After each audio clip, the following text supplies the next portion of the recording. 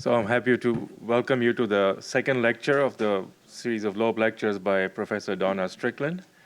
I assume most of you were here yesterday when Eric Mazur introduced her, so I won't repeat the things that Eric said. Let me just give you a few details from her bio, other than, of course, the obvious event that you all know about. So Donna Strickland got her Bachelor of Engineering from McMaster University and a PhD in optics from the University of Rochester. After that, she was a research associate at the National Research Council of Canada, a physicist at the Lawrence Livermore National Lab. And in 1997, she joined the University of Waterloo, where she's now a professor.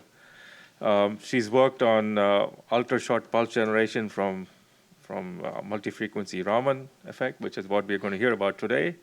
She's also worked on two-color fiber laser system for mid-infrared generation and self-focusing in the crystalline lens, in addition, of course, to her prize-winning work. So welcome, Donna, and we look forward to your second lecture. There will be a third lecture tomorrow at 4:15, just like the first one. Great, thank you very much. So this is actually the first time since October 2nd that I've talked about my current research. So it's a little strange for me to get back to thinking about it. So pretty much my whole career has been working with short pulses. And multi-frequency Raman generation is just one of the schemes that you can do to do that. So I'm going to introduce why we want to do such a thing. Then I'll walk you through what the Raman process is. And then I'll get to the actual what we're doing in Waterloo. Oh, so I should just say, several years ago, I had a visitor from China. And he came to me after a week or so with me, and he said, you know, at home, I must send a picture by your university gate. In China, we send a picture by your university gate. In China, we always have a university gate. Where would your gate be? And I went, we're only 50 years old. We don't have a gate. We just had some awful little rectangle sign that would lit up and stuff. Anyway, he had to go take a picture by the little lit up sign because he had to send something from the gate. So then, I don't know, sometime in the last 10 years, we have had branding exercise after branding exercise. And so if you drive this way, you get to read it. I'm always driving the other way, so you can only read it backwards. But we put this up, and I notice at graduation every year, obviously Chinese people really like gates because the Chinese students all line up at this thing now and take their pictures with their family standing out in traffic trying to get this picture. But that's our welcome to the University of Waterloo. And I'm in the Department of Physics and Astronomy. All right, so, hello? Did I forget? What kind of experimentalist am I? I forgot to plug it in. That's no good. That's it. Let's see if it'll work. There we go. All right, so for a long time, people have tried to capture images faster and faster.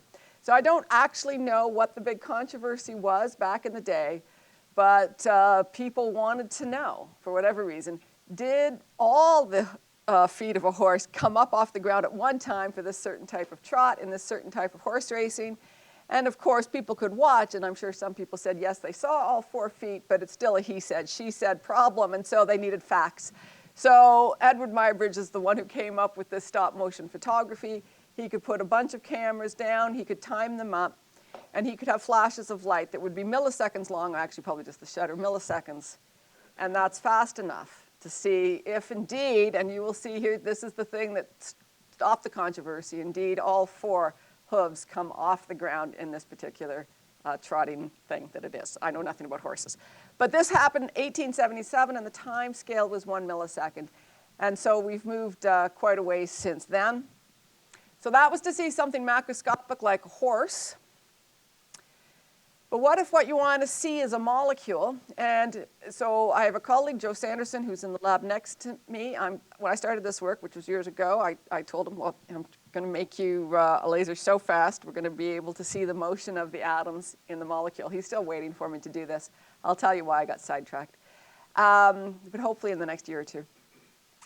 So the lightest molecule, which is hydrogen, the bond is about 2 femtoseconds. So if you want to see the motion of atoms in a molecule, you really want pulses down to the order of single femtoseconds if you can. But that's not quite enough because unlike the horse, The molecule isn't something that you can just take a camera and take a picture of because it's too tiny. We can focus our light down to 1 micron, and this, as I said yesterday, is 10,000 times smaller than that, and so we can't just use a regular camera. So we have to have some other way to image it. And so the way, well, there's more than one way, but this is one way, and I should be more careful. Like in my actual talks since winning the Nobel Prize, I've had people at the university make sure that I credit everything correctly. So if anyone's taking pictures, please don't, because these are slides from before, and I just stole things from the web. So these are just pictures that I've stolen from the web, although I have tried to give them credit. So the idea is that how can you tell how far apart the atoms are sitting from each other? It's called Coulomb explosion imaging. And the idea is if you can strip an electron from each atom, then you have 2 charged particles, you know, 1/10 of a nanometer apart, and there's no way they can stay together, and so they explode. So then you have to just measure how fast did they explode, and you do that in a few ways. First of all, you use a 2-dimensional detector. This way, you will have an electric field across here, so this is a time of flight spectrometer, and so the time it takes for the charge to get there tells you how fast it was either going away from it, had to turn around and come back, or was shooting up towards it and got further accelerated. And so now you have this 3-dimensional map where you can tell the velocity of the particle as it left. So from the kinetic energy, you can work back what the potential energy is, and the potential energy is just how far apart were those charged particles. So this is how you can image how the atoms are sitting in a molecule. But of course, you have to be faster than the vibrational period, because if not, there's a place where it's just more easily ionized, and so it almost always comes from that. So you want to get pulses short, but you also want to be able to ionize more than 1 atom so that they can explode apart, and that requires intensity. And so it's not quite enough to have a short pulse. It has to be a short pulse that's also intense, and that's really always what my research is about. So that's what, so this just shows how you do pump probe.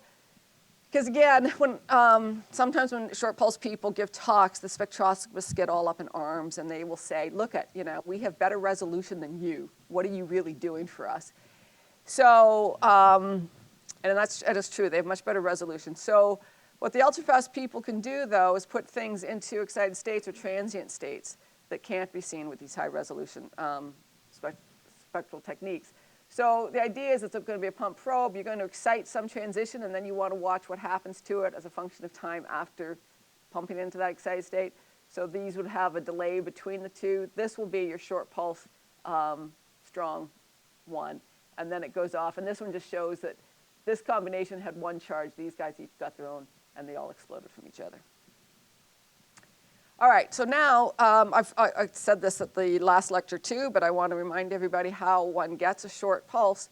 Is that if you want a short pulse, you need a lot of bandwidth. All right, so if you have all of these colors and you line them all up, then you have, some pulse duration, which is simply given by 1 over the bandwidth. So the more bandwidth you can have, the shorter the pulse you get. So there's different ways over the years that people have gotten short pulses, and the first one really was the mode locking of the laser. All right, so a laser cavity has modes that are given by the frequency separation of C over 2L, or 1 over the round trip time. And so all of these modes are possible. Again, a mode locker is like a conductor in an orchestra. It sort of says, go now, go now, go now, and that'll go once every round trip time, so that the pulse knows that right now it's allowed to go, any other time it's not. It circulates around in the cavity, and once every round trip, some portion of it comes through the output coupler, and you have this pulse train of short pulses. The shortest pulses are 5 femtoseconds. I can tell you, those of us who were in the short pulse business back in the 80s when I was doing my PhD, we thought we had job security. Short pulse lasers were dye lasers. They were very finicky things, and we thought, no, you really needed a PhD in lasers in order to be able to even run these.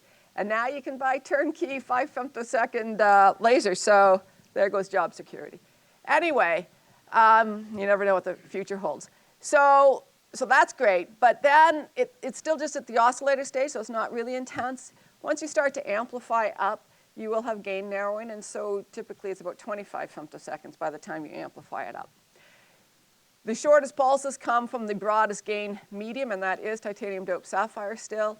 It has almost 400 nanometers of bandwidth, So this is why it can produce 5 femtosecond pulses. But even so, when you start, if you actually had a spectrum that looked like that in the oscillator and tried to amplify, gain down is just the fact that this sees much more gain than down here, and it just gets higher and higher compared to this, and narrower in spectrum, which means it has to be a longer pulse. All right, so then the shortest pulses to date, and I have a funny feeling this is no longer the record, but it's still above the 50 attoseconds as far as I know. So the shortest pulses that have ever been created are about 50 attoseconds, all right? And it comes from high-order harmonic generation. Again, I talked about this yesterday, too. This is the French group that blew my work out of the water. When they got to the 33rd harmonic without understanding it, we now understand that we better, and we can generate harmonics out past the 100 mark. And so you're out into the XUV part of the spectrum, and then together, if you can couple all of that light together, you make these very, very short pulses. The thing is, though, the efficiency is still quite low. I know there's people working in this field, and they're going to get this better.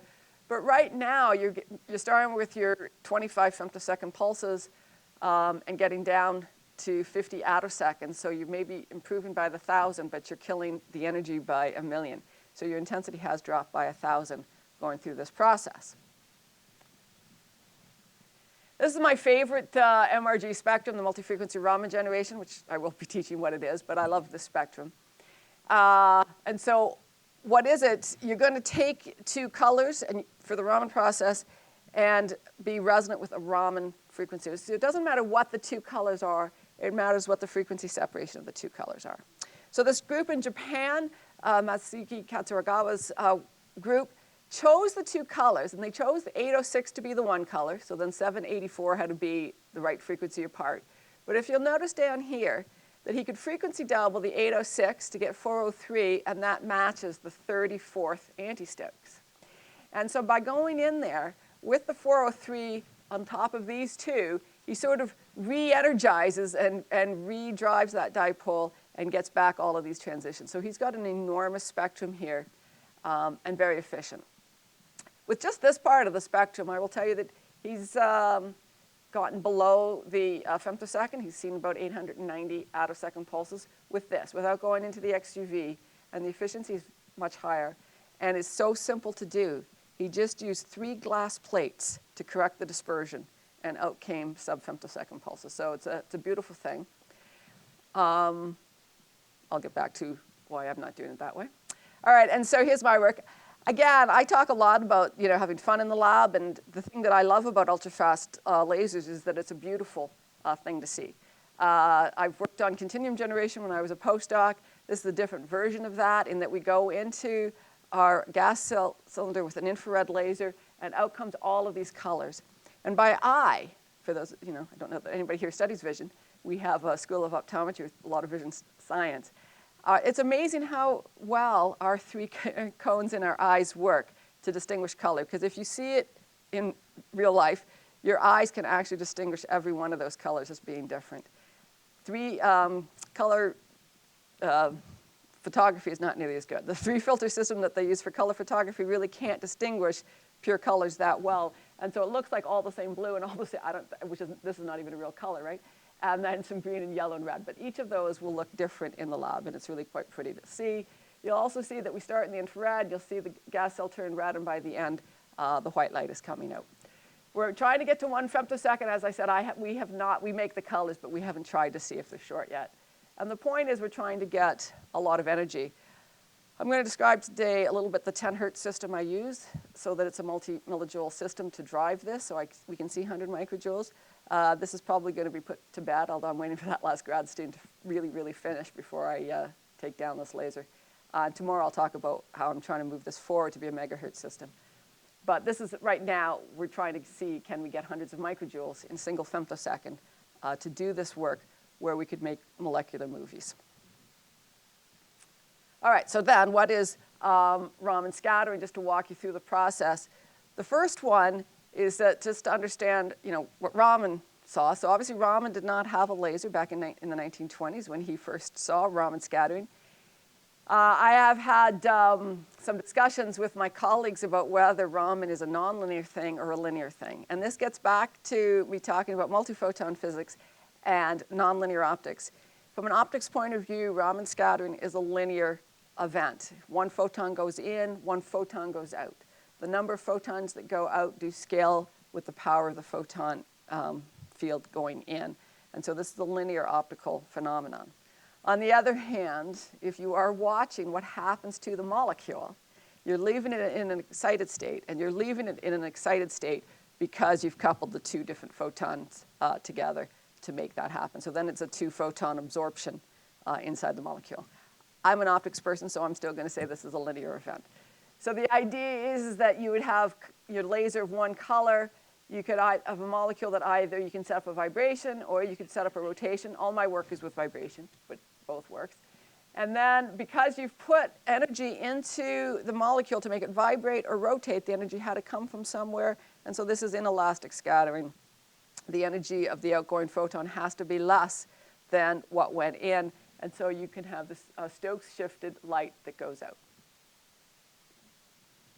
So then along came the laser. And because the laser was strong enough and you would have this linear effect, you actually made quite a bit of this Stokes radiation. Now you have two reasonably strong optical fields, and it drives this dipole so that you can actually have quite a bit of population in both levels. And because of that, then you can further excite from the top level up, and this is what creates the anti-Stokes photon coming down. This is a Chi-3 nonlinear process. It's a third-order nonlinearity, as I described the nonlinear processes last time. And if you weren't here yesterday, it just means it's a third-order nonlinearity. And this time, if you watched, it would have to be intensity to the third power. But because it's two different colors, it will be intensity squared for this color and multiplied by the intensity of this color will drive how much the intensity is of that color. So it is a Chi-3 process.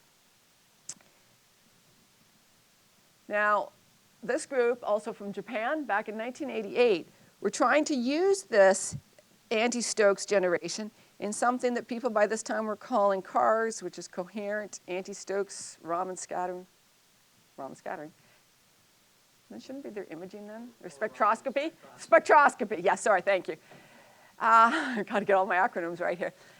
So this particular group was trying to tune the color, and I can't even really tell you why they wanted to tune the colors because it really should only be the separation, but I'm sure there's a reason.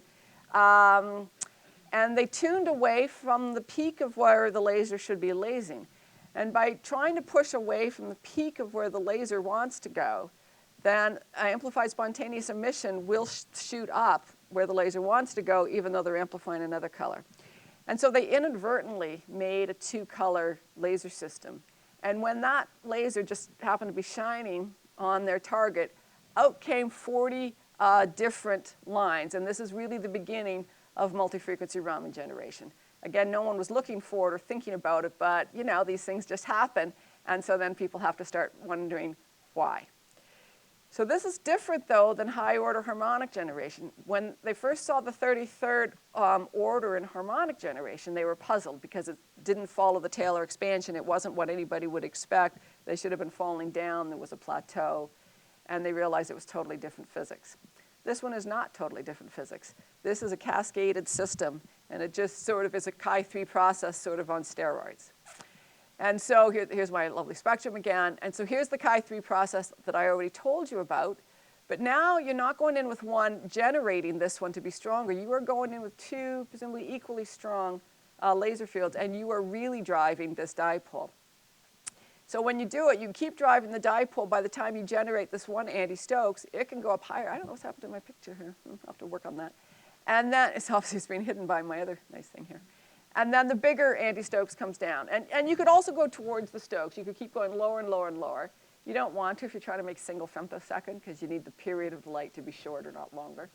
So you want it going towards the anti-Stokes. But this can happen over and over and over again. But every time it happens, it's always this Chi-3 process. When another color is made, it can go ahead and do another Chi-3 process. And it just keeps happening over and over and over again. So back in 2001, Stephen Harris's group was definitely the group doing this. Sokolov has gone now to Texas and continues in some sense with this, but I think Stephen Harris is really the person who got this whole thing going. And he showed, with just taking 5 orders, that, and very simply, he could take the 5 orders, separate them with a prism, and then just put phase in them so that he could time them all up. He could make a short pulse. This extra plate here is so that he can change the timing of these 2 pulses compared to those 3, so he can do a cross correlation. And he showed that he got, I think, 1.5 femtosecond pulses with just his 5 orders. All right? So it is a way to get short pulses, but on the other hand, this is like a mode lock laser train. These guys are using nanosecond long pulses and making single femtosecond pulses. But if you do the Fourier transform of this, it is a train of pulses. The train will go on for a nanosecond. The pulses will be separated by something like 40 femtoseconds. And so your single femtosecond pulse is coming every 40 femtoseconds through this whole nanosecond long train. And so the energy per pulse is quite small. And as I said at the beginning, I'm all about having the short pulse, but getting the energy too. So there are 3 different temporal regimes of this Raman generation. This is the adiabatic. This is the one that I said mostly got the whole thing started. These people were using nanosecond long pulses. That means that the bandwidth of these pulses is actually narrower than the bandwidth because of the coherence time of the Raman transition itself. On the opposite, we have these 25 femtosecond amplified pulses. So you could just use these very short, broad bandwidth pulses to do the Raman. And these short pulses have so much bandwidth that if you needed a blue and a red pulse, you could get them from the very same pulse and see Raman. So if you want, I'll come back to why we want specific comb of colors and not continuous colors. But again, what happens is that although you generate the Raman, it's because you can pick any 2 pairs of these, you get out a continuum again. Now, people have studied this by going in with a 3rd longer pulse and showing, just like the 403 one did, that you would see the Raman scattering and the modulation of that single pulse and see the sidebands again, so that they knew they were actually driving this dipole like they thought. The in-between one, and I sort of feel like I'm Goldilocks, you know, one's too small, one's too big, the other one's just right. And so here I am in the middle in the transient regime, where the bandwidth of the pulses should pretty much match the bandwidth of the transition, and you have the most efficient process by using the transient regime. So I got into this field because back in 2000 I published a paper about making a 2-color titanium doped sapphire. I'll talk about why I did it tomorrow. But Leonid Loeb was over in Russia when he saw this, and he had been working on the theory of this multi-frequency Raman generation. He's the one who calls it that. This thing is called a lot of different names, but I call it multi-frequency Raman generation because I got introduced to it by Leonid Loeb, and it's his name. And he wanted to come and use my laser to try out his idea. He had shown that theoretically it should be more efficient in the transient regime. He also showed in his paper that if you change the dispersion so that you have no dispersion down here, you can actually get quite a large spectrum. So this is just not the individual orders. This just tells you what the amplitude of each of the different orders would be if you can change the dispersion. And so he came over and we started to work on this together. So this is the 2-color Ti-Sapphire laser. Because I'm going to give a whole talk on the various 2-color lasers that I have, I'm not going to tell you this now. The point is that instead of trying to make one short pulse with all that bandwidth in Ti-Sapphire, since I don't really want super short pulses for this, I can just pull 2 different color segments out of the laser and have a 2-color synchronized pulses laser system. And so that's the point here. I should point out, though, that in the 2-color compressor, this is on a translation stage, so we can change the timing of the pulses. I will also say that, you know, because this is our home-built system, we can change the dispersion and not try to necessarily have it as short a pulse as possible and transform limited. All right, and so then we take the 2 colors, and actually the original one that Leonid came to work with was on a crystal. And he was hoping that it would be very efficient in a crystal, but we really had a lot of problems with either the self-phase modulation or with dispersion in the crystal, and so it didn't work as well as he had hoped. So he came back a second time and said, let's try sulfur hexafluoride. Sulfur hexafluoride has a large strong Raman transition. It is the symmetric one where all 6 fluorides will breathe in and out. And so it's symmetric in all spherically symmetric, so we don't have to worry about rotations with this one. We just have the vibrations. So we have a cell that has the SF6 in it, and this is a hollow fiber. A hollow fiber does not work like a regular fiber. A regular fiber works from total internal reflection. A hollow fiber works on the same principle as skipping stones off of a pond, okay? And so you actually go in with grazing incidence light, and it just bounces off the inner surface of the hollow fiber. And it still contains the light into a single mode going down the pipe. So you can have a long interaction region by doing this. If you do it in bulk, you only can have a nonlinear interaction length, the depth of the focus. Don't want to say anything else about that? Don't think so. Oh, this is not my best spectrum, but it matched the PowerPoint spectrum, so that's why I used that one. It's always good to have a picture. All right, so I had a master's student on this project, and so when Lena came, the first thing to do was just, the point of this would be get as big a spectrum as you can. The bigger the spectrum, the shorter the pulse you can. And what else can we do other than increase the energy? And so we went ahead and increased the energy. So this is the Stokes, and we had to use a different type of spectrometer. And in my student's thesis, he wanted to be very clear about that. So some of them are overlapped, so he could try to compare what the intensities were for the two different spectrometers. But these are the Stokes ones, and these are the anti-Stokes ones. And we just raised the energy of our two colors together, 2 millijoules, 3 millijoules, 4 millijoules. And as you would expect, we get more energy out. You'll also see that we start to get them with a 10 to the minus 1 efficiency. And even out to here, we're at 10 to the minus 3. Oh, I don't know, why is he plotting from a 10? That's weird. Anyway, it doesn't matter. So it's 3 orders of magnitude down. So that's fine. And then, of course, we could go more energy, so we did. Because if one can, one should. And so we went from 4 to 6, and you'll see that not much, we didn't get any more orders, but we started to get this continuum under the two central peaks. And we had to start to wonder why, and which was the cart and which one was the horse. What stops the multi-frequency Raman generation from happening? Is this self-phase modulation, which is the nonlinearity that I talked about yesterday, but what creates the colors, all right, by making red at the front and blue at the back? And is it because we make self-phase modulation that takes away the power and destroys the pulses, so we stop multi-frequency Raman generation? Or does the multi-frequency Raman generation just stop, and so there's nothing else to do, so it starts making self-phase modulation? Hard to know, but we decided then that we really should use longer pulses so we don't have to worry about self-phase modulation. All right.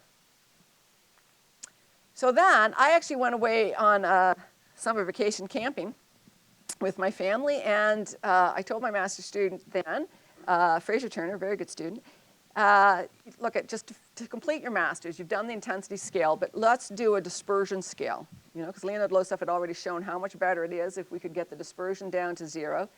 So just run the pressure down, and we had too big of a fiber for this work so that we could not get to a dispersion null. So there's negative dispersion because of the way the hollow fiber works, but you want a smaller diameter to really get a lot of negative dispersion. And the gas is always a positive dispersion. Since we had a big fiber, we really only ever had positive dispersion, but we could certainly get it to be smaller by changing the pressure. So I went away, and he just himself decided that he would do a quick and dirty experiment before he did the whole pressure range. And so his idea was, so now I should be careful. Now he did switch to the small fiber. The other one was 250. Now we're at 130 microns, so we could actually get to a dispersion null. Sorry, keep my story straight. So you will see, first of all, we've stretched the pulses to 600 picoseconds because we just put the gratings such that they were still positively chirped, so that we would avoid self-phase modulation. These are the two strong pumps, and you will see that even at the full intensity, which is this one, we have no continuum under the two strong pumps. So it's not self-phase modulation happening here. And yet, over here, you'll see that we do see continuum under the Raman orders. So when you have the intensity, of course, we got less orders. We actually also got no continuum. So that's sort of what we already knew. This one was the one that was just crazy. And when I came back from the camping trip, we still had small children, I guess, or at least we still had on our recording. This was back when we had regular phones and regular ways to record things. And it was my students saying, Donna, you should be here. It's not, the fiber's not glowing white anymore, it's glowing green. And you can see that the green is really all the same order of magnitude as what's left in the pumps. It's a very efficient process. It's peaking at the green, which is good. But that's not what stopped us. What stopped us is all of this stuff here. Okay? The fact that the continuum moved over, and you'll see there's dips in this continuum, and then there's what we've called ever since the red-shifted shoulders. And we went, why is that happening? Because reality is if you half the pressure or half the intensity, you've halved the Raman effect. So if all things are equal, if dispersion really doesn't play a role, these two pictures should look the very same. And obviously they don't. So this is when we had to stop and go, And I think at this point I'd even gotten a lot of different prisms together, and I thought I was about to start making short pulses, but we had to think, what is going on here? And really we've been puzzling about that ever since. So if you're a theorist out there and just maybe want to be interested in this, just please tell me, because I could really use theoretical help here. But anyway, so we went back and we looked at other people's work who work on this. And so this is the British group, John Marangos. And he talked again about how to get as many orders as you could. And if you look, he's got these red-shifted shoulders too, but he doesn't talk about them. Here they are, here and there and there and there, and there. He's got them, doesn't talk about them. And then a few years back, I was at the Snowbird Conference, PQE. I don't actually know what PQE stands for, but I'm sure Q is for quantum. And people were giving this talk. Now, this is sort of like in the transient regime in that they have very short pulses. Okay, this is Sokolov's group. Yeah, Sokolov's group now at Texas. And he turns it into a transient experiment by taking this pulse, splitting it in two, okay, and then timing the one with respect to the other so that the intensity frequency separation of the pulses matches the Raman. And what these three pitches are is just three different timings so that he walks through the resonance. So again, I don't even know why he's circling these. I kind of forget what his point of his paper is, because that isn't what caught my eye. What caught my eye was it's the little round ones are the Raman orders. And this is not off a spectrometer. This is going into crystals, and he's using angle tuning for his phase matching, right? He goes off, his two pumps come in at two different angles, and then for phase matching, the Raman order just goes off at whatever angle needs to in order to be phase matched. And so the nice little round dots are the Raman orders, but if you see to the red side of each one, they are giant blobs of light. And in fact, I would say probably even more light in the giant blobs of light. And I was sitting beside Mio-chan, so she wasn't the one giving the talk, when I saw this. And I said, well, what is that? What do you think that is? And she said, oh, we don't really know. We think it's maybe four-wave mixing. But again, if the point is to get the most colors, people aren't paying attention to this other thing. It's sort of in the way, not the thing. And I don't know, for some reason, I'm more interested in what's weird. I don't know. So she thought it was four-wave mixing, and I was sitting there saying, no, that's the one thing I know that it's not. And I'll tell you why I know it's not. So going back to Fraser's thesis, though, I mean, it wasn't enough for him just to do the quick and dirty experiment. He did do the actual study changing the dispersion. And so this is full intensity all the way, and just making it, the full pressure we could put in is 3 atmospheres, and we could only bring it down to 1 atmosphere. We couldn't have it less than that. And so this just keeps going, and you'll see that you start to create this continuum, and the continuum keeps pushing out, okay? And then we kept wondering, well, is it self-phase modulation? Are they getting short? Are they coming together and being a short pulse? So we looked, where's the dispersion null? And the dispersion null is not where the continuum is, so it's not that. And so we kept puzzling what it could be.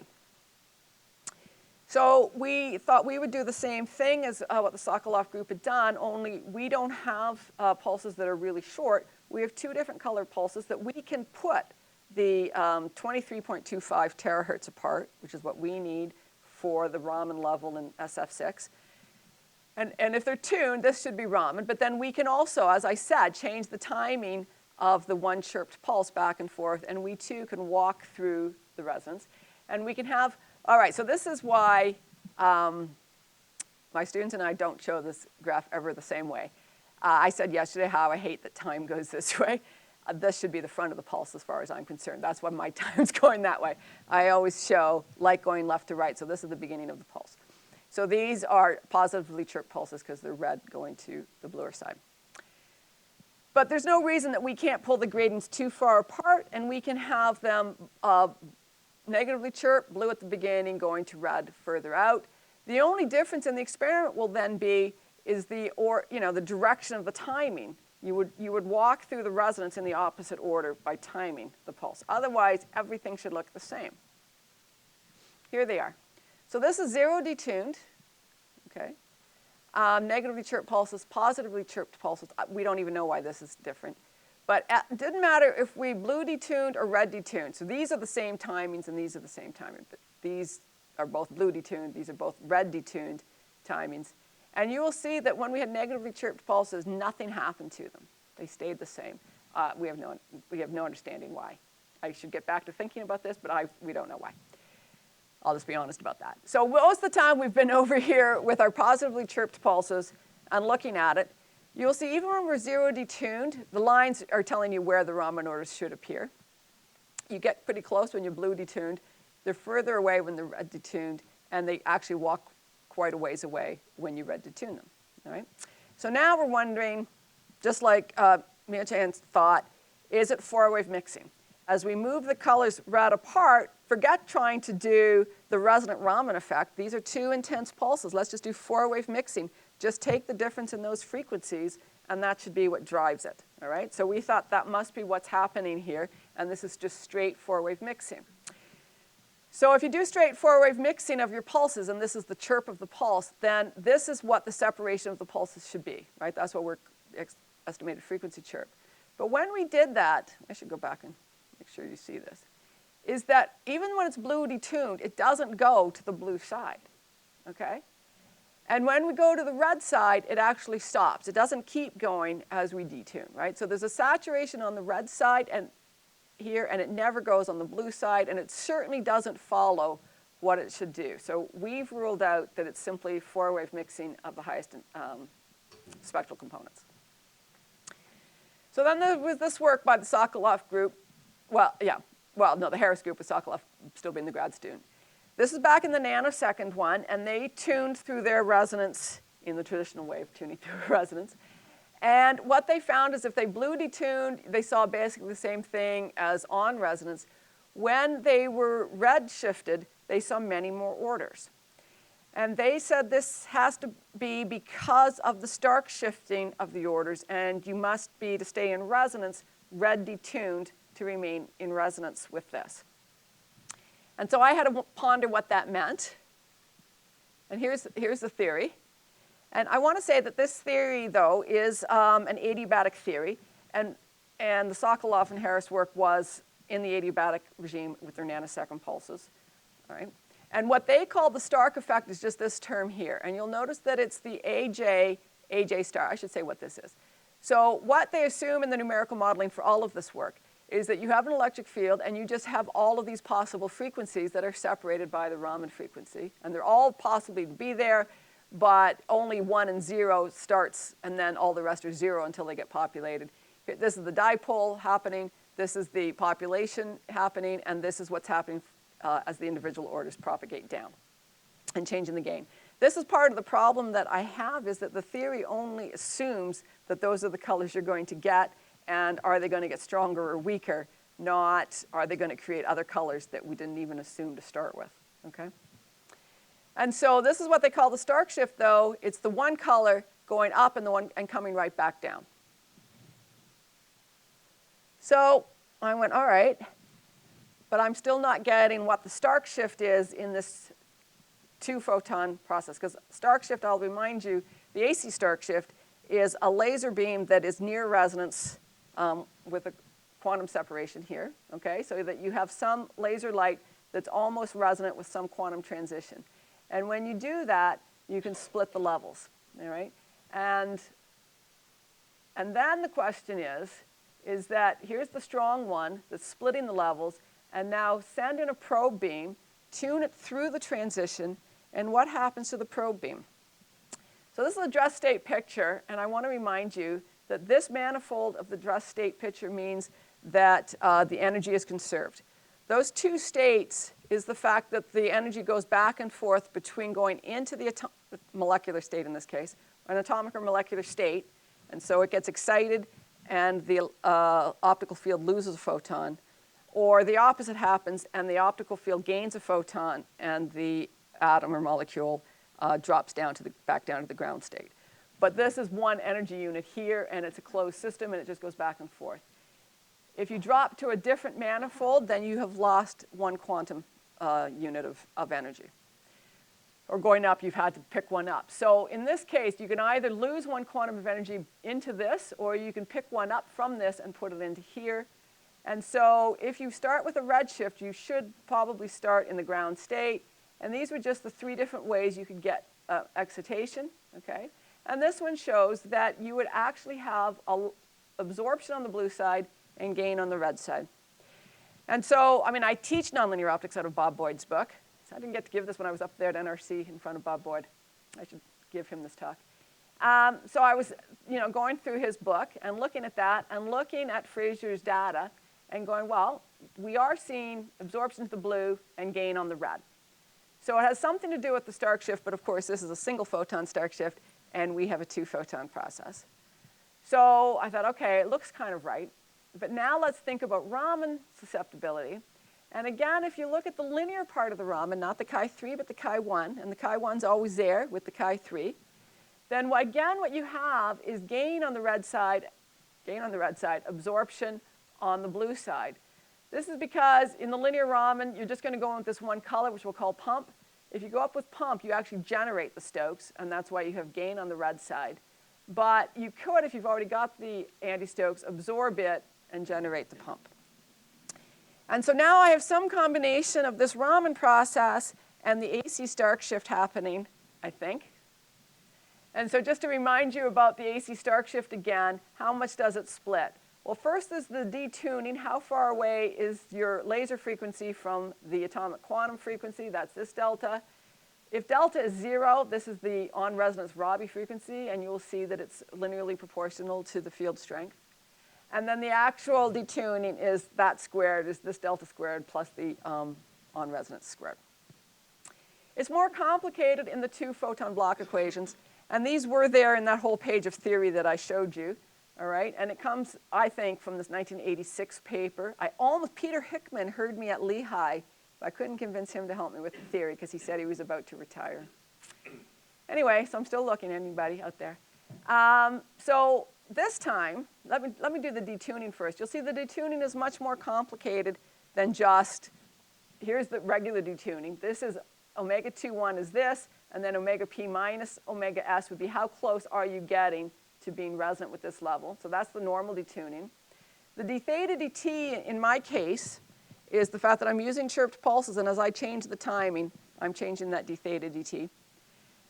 And then there's this term that I said was what people call the Stark shift. This I is the sum of these are now V's, they use V's, but it's the same thing, EJ star. It's the amplitude squared, it's this term here, going up and coming right back down with the polarizabilities of 2 and 1. We'll actually split these levels, and this is the Stark shift. So the detuning is not as simple as it was in the single photon case.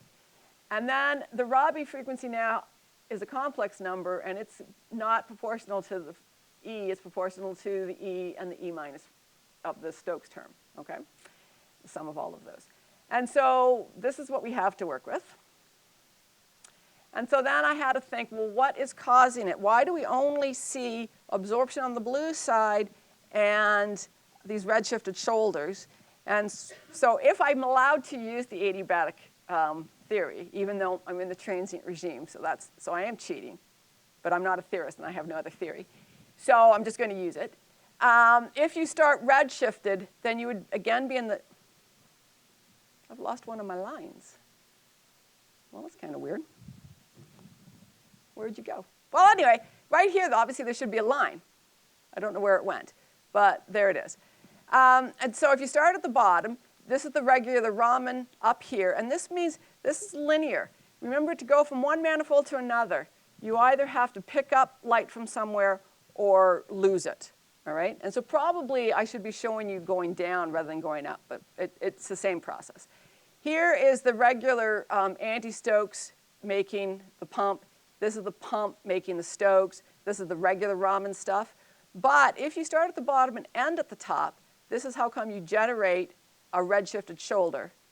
Or this is why you absorb it, is that you start at the bottom and end at the top. Starting with the blue shifted anti-Stokes, you would end up back here generating the pump. And so this is what we think is happening, and how can we decide if that's what's happening? So another master student came along, and he wanted to show the data differently. And so again, this is just changing the time delay, and so that is still changing the detuning. These pulses are now a picosecond long. This is where the detuning should be lined up right with the Raman. You can see still, when we blue shift, nothing happens except you get less orders as you go further away from resonance. But nothing really happens to the order. You will see it doesn't actually just broaden. This one's very obvious, but it's obvious here too, is that it does seem to be this level, and then poof, it wants to jump over to another one. And so this is why I'm pretty sure that I'm right, that it's the 2-photon Stark shift, and there's a second line happening, okay? Oops. We checked that as we go up in energy, of course, then the lines do get broadened. This does move over. So again, it is scaling then with intensity, but it's not clear if it's exactly VJ minus 1 summed up. This is our latest work. And so we thought, okay, let's try to see if we can see what's happening in time. And what my idea was, and I'll explain what this picture is and what frog is first, but I kind of thought, okay, so we're in the transient regime. We're not in the adiabatic regime. And so as the pulse comes along, this intensity squared is bigger in the peak than it is in the other. And so I started to think that the redshifted shoulder should actually not be there, in the center of the pulse be there, and then not there. And so I thought if we saw it in time, we should actually be able to see the frequency, become redshifted and go back. So these top things are the experimental frog traces. So let me first, because you're not short pulse laser people, explain what this is. First, frog stands for frequency resolved optical gate. Usually, if we just want to look at how short the pulse is, we use something called autocorrelation. And we can take the one pulse, and we can overlap it in time with the other pulse. And then in space, we can look back and say, well, there was no overlap. It was really overlap, not overlapped. And that gives you the autocorrelation of the pulse profiles. But it's symmetric. It doesn't really tell you what the shape is. There's problems with it. So if you really want to see possibly what the electric field is doing as a function of time, you want to also look at the spectrum. And so it becomes a two-dimensional thing where we run the autocorrelation then through a spectrometer. So the spectrum is going this way. The autocorrelation time goes this way. So if you just take one line along here, it would be one color, but then the autocorrelation of that one color. And then you can use an iterative process to go back and try to get back both the amplitude and phase of the electric field. Now, if you have single pulses, this works great. The problem that we're having is the fact that we have shown, I should also say that I had another master student just try to pulse compress the first anti-Stokes order when we could see a redshifted shoulder. I guess where in my talk did that go? Okay, I didn't even tell you why we would want these redshifted shoulders if they're there. I mean, I want to study them because I just don't know what they are. But why would they be good? If you go back to the idea of a Fourier transform, I should be very clear. The nanosecond people who had very narrow lines, I said it was this long, long pulse train, and so the intensity was low. But if instead you can have very broad lines, then you will have a very short pulse train, and you may only have a few pulses inside the pulse train, so that when you divide the total energy into these pulses, you have a lot of energy per pulse, and that's what we want. So we want very few pulses. We want a very short pulse train. Now, you may think, why don't I just want a whole continuum? Okay. If you have this very, very broad continuum, it is very hard to compress all of that perfectly back into a very short pulse. And so instead, it's easier, I think, to actually take the individual spectrum and make them Fourier transform limited and then time them all up and have a short pulse train that we can then just cut out one of the pulses. So it would be nice if this redshifted shoulder was somehow coherent and you could actually collapse all of that bandwidth to make a very short pulse. That'll tell us how long the envelope is. I can tell you on the first Andy-Stokes order, it was always 2 pulses. It was not a single pulse. And so we know that we definitely are creating 2 pulses. It's another reason why I think this is from these Druss state pictures are right. But now, in order to use frog to look at it, what we're getting are 2 chirped pulses that are pretty close together. And so the same frequency can be found at 2 different times, or at any time, there's 2 different frequencies. And so we're having a bit of trouble using the frog to really resolve it. So what I expected was that what we call the Raman order to just have the linear chirp that we would expect, and the other one to have this shape. I will tell you that I have a PhD student on this now doing this frog work, and what Zujun sees is that it's actually the Raman order has this kind of frequency as a function of time, which is what I expected on the redshifted shoulder, and that the redshifted shoulder is unchirped. So that surprises me. But so then what these pictures are is him just trying to put different types of 2 colored chirp pulses together, and can he make it look the same as the frog? We can make this almost match if we actually do what I think. So I'm a little skeptical about the frog. But on the other hand, if we start with that into our iterative program as the first idea, it still jumps back to this. So I have to tell you, we're still thinking about it. I can't tell you more than that. The question, though, is so I have just gotten a new equipment grant, and I have the money to buy a dazzler, and a dazzler is this great acousto-optic modulator thing that you can just do, and they'll take all the colors and turn it into a short pulse for me. I don't even really have to do much, except spend some money. But then I'm a little dismayed, because if I look at just the first order, when we had long, almost 2 picosecond long pulses, we definitely saw a double pulse in the first Andy-Stokes. So that would mess everything up.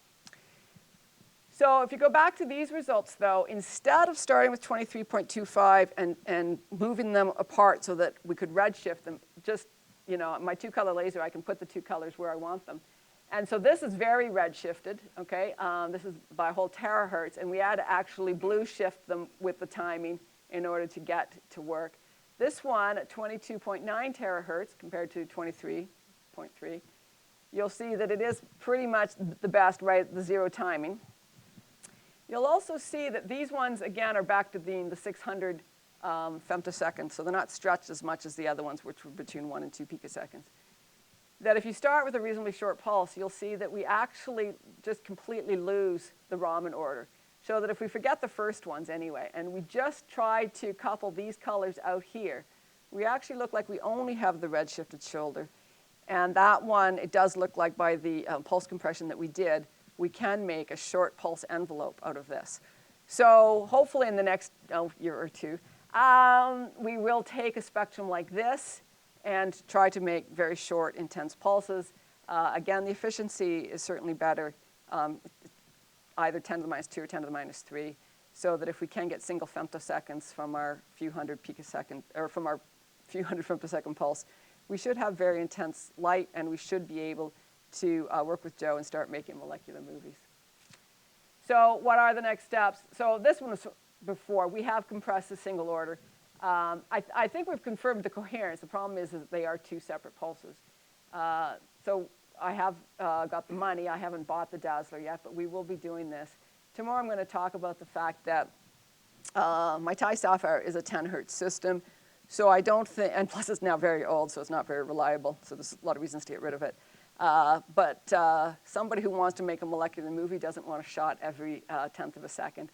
So I have a fiber laser that I'm adapting to be a 2-color system. And so I hope to do it that way.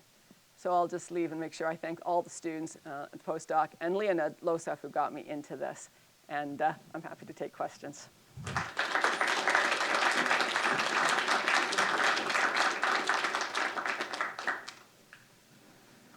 have one microphone runner here. Is there any questions? Did I not make it clear?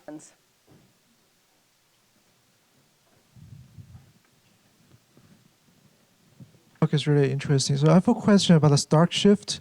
So what's the relationship of the change of wavelength of the Stokes beam and the amount of the electric field in the material? Let me go back to the theory one. Oh, there it is. Okay. What's your question exactly? So what's the relationship between the strength of the field and the change of the wavelength? Oh, how much it switches. Yeah. Okay. So again, there's the two terms. This one, the AJ star, and then it's this term here is the other one. So this is the one that goes into the omega that I said was omega e to the I theta, and this is the one that goes into that other term I. So keep these in your head while I go forward again to where we talk about the Stark shift. Somewhere. Okay, so that's the single. So you get the single AC one? Yeah. Okay.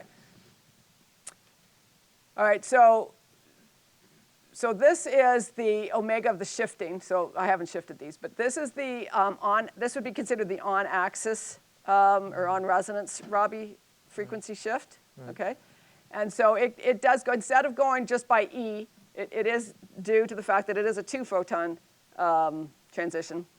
So it is due to the electric field of the one times the electric field of the other. Okay. Is that what you're asking? So that changes the omega. And then so this is why it's a little bit tricky for us. So when we're doing the detuning, it's hard for us to sort of think because when they're timed up, then of course the most intense pulse is seeing the most intense pulse at that 23.25 terahertz. And when we redshift, we're causing both a shift. We're causing this shift. This guy stays the same. We leave the central frequencies all the same, and we change the detuning by changing our timing here. But that's also going to change what the instantaneous amplitude. So it's a little bit complicated to match theory to our experiment. Does that answer your question? And then this, it's the same though, that the actual omega prime is still this squared plus this squared. Okay, the actual, shifting of the, where did that go? Oh, there it is. I see, it's down here. So the actual Rabi, now my lines are there. This omega prime is this omega prime squared, omega squared plus delta squared. I see. Okay, great. Yeah, thank you.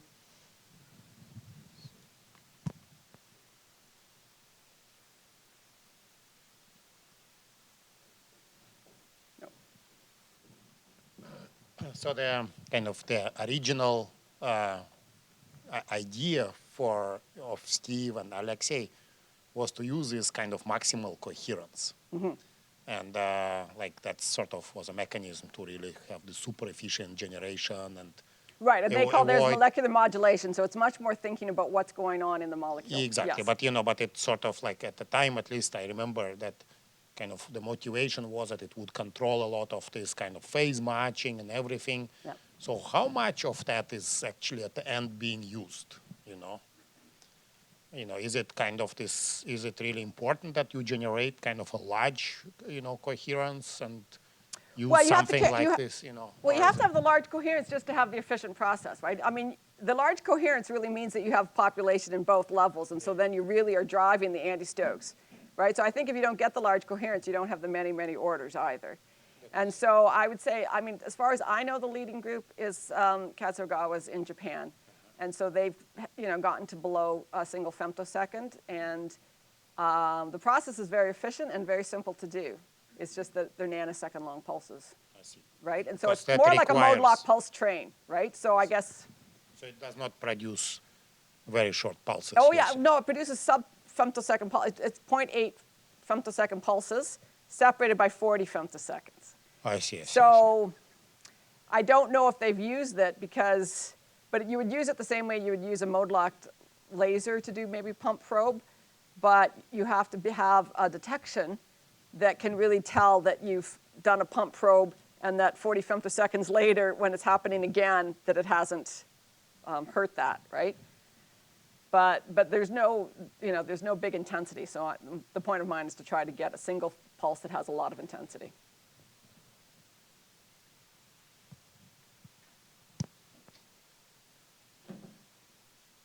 There's one down here.